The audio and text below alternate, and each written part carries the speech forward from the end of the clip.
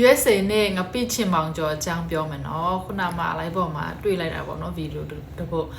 အဲ့ဒီအကြောင်းပြန်ပြီးတော့မှပြောပြပေးမှဖြစ်ပါတယ်ဒီ US မှာရောက်နေတဲ့မြန်မာနိုင်ငံသားတို့ကပေါ့နော်သူကဒီငပိတွေကြော်ပြီးတော့မှထမင်းကြိုက်ထုတ်သွားတာပေါ့နော်အခါကျရင်သူ့ရဲ့ဒီ microwave မှာထမင်းစားခါနေမှာပြန်နှွေးတဲ့ဒီ microwave ကိုသူသုံးပြီးတော့လို့ရှင်တခြားလူတွေမသုံးရှင်တော့ဘူးတဲ့ဒီနေ့ကျတော့သူထမင်းကြိုက်ကို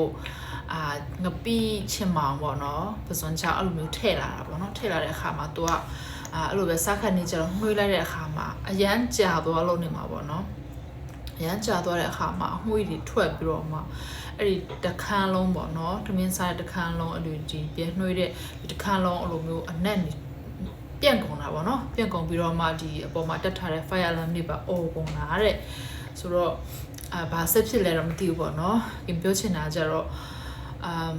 သူများနိုင်ငံမှာနေရလေเนาะဘာပဲဖြစ်ဖြစ်စားလို့ရတယ်ဒါပေမဲ့တေချာလေးပေါ့နော်ဂယုတဆိုင်လေးစားဖို့မြန်မာလူမျိုးဖြစ်တဲ့အတွက်ကြောင့်မို့ကိုက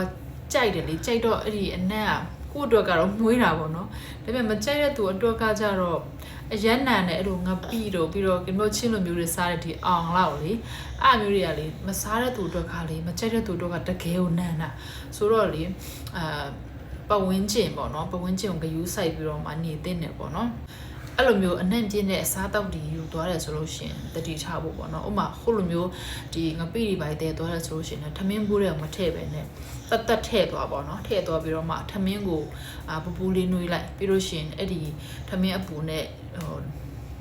ရောလိုက်ပေါ့နော်အဲ့လိုဆိုလို့ရှင်နှွေးစရာမလိုပဲနဲ့စားလို့ရတယ်သူကကိုကလေအဲ့လိုမနှွေးတော့မှအဲ့လိုဖွင့်လိုက်ရင်လေအဲ့ဒီငပိနဲ့နေရထွက်တဲ့နှမ်းနေနော်ဆိုကိုယ့်ရဲ့ပတ်ဝန်းကျင်ကိုလည်းအားနာဖို့ကောင်းတယ်ပေါ့နော်တော်သေးရတခုကဒီမှာလေ microwave တွေကအများကြီးရှိရလေနော်အများကြီးထားပေးတာပေါ့နော်ဒီအလုပ်ယုံနေမှာဆိုအများကြီးထားပေးတာသူကမနှွေးလို့လည်းမရအောင်ဒီမှာကအလုပ်ကဒီနေ့အောင်ညအောင်လိုမျိုးအလုပ်ချိန်နေရသိရမလားအလုပ်ချိန်နေအမျိုးမျိုးရှိတယ်တချို့ဆိုမနေ့က3နာရီလောက်အလုပ်ထသွားရတဲ့ဟာဆိုလို့ရှိရင်ညကလေးကအဲ့လိုထမင်းကျိတ်ကိုထုတ်ထားတော့ရေကတက်တာမှာထည့်ထားတာပေါ့နော်ထည့်ထားတဲ့ခါစားခါနေကြတော့ဒီခဲနေရကြစားဖို့အဆင်မပြေတော့အဲ့လိုပြန်နှွေးစားရတာပေါ့နော်အဲ့လိုစားရတဲ့အခါကျတော့အဲ့လိုမျိုးတွေအဲ့လိုပြဿနာတွေဖြစ်သွားတာပေါ့နော်ဆိုတော့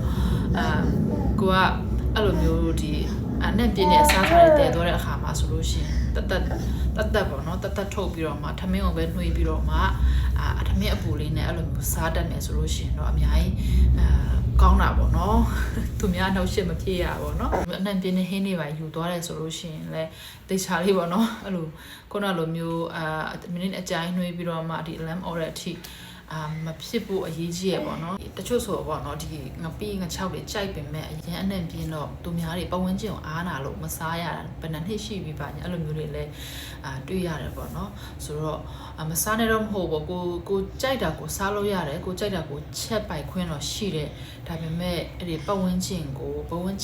အတွက်ကိုကြအနှောက်အယှက်ဖြစ်သွားတယ်ဆိုလို့ရှင်တော့ဒီမှာမရအောင်ပေါ့နော်အဲ့ဒါလေးတခုတတိထားပြီးတော့မှဆင်ခြင်လို့ရအောင်ဒီမှာ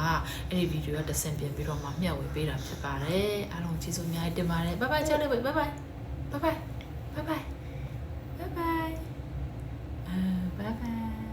အဲ့တမီးတောက်ခေါနေပြီခုနခွေးဟောင်းလား